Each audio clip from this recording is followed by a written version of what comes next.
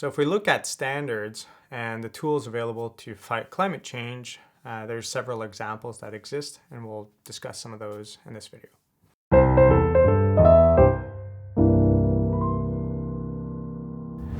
So when it comes to standards, there's different standards available to fight climate change or any other level of pollution or environmental problems.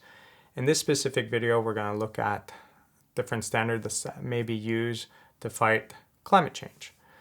So if we think about pollutants, different types of pollutants released in the atmosphere, well, we want to try to minimize that level of pollutants.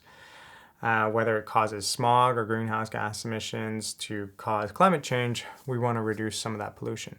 So if we think of standards, well, there's different technology standards, such as cars need to have catalytic converters to burn all the extra kind of gases that are found in the exhaust system before they're released, which means that there's much less pollutants being released in the atmosphere.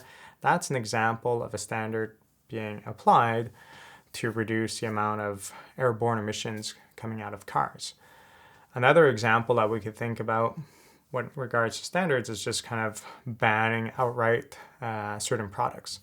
So California has announced that in 2035, they're going to stop allowing the sale of brand new cars that release greenhouse gas emissions, so brand new internal combustion engine cars that use gasoline. So those will no longer be allowed. By them stating that ahead of time, what they're trying to do is they're trying to influence the market and the businesses to say, well, we have to come up with an alternative and we have to produce those alternatives. Otherwise, we won't be able to sell in this specific market. So that is another way of reducing greenhouse gas emissions without necessarily subsidizing these companies. You're pretty much telling them, well, switch what you're producing, move things around. You got to adapt, otherwise you won't be able to sell here. So different tools are available to reducing greenhouse gas emissions through climate change.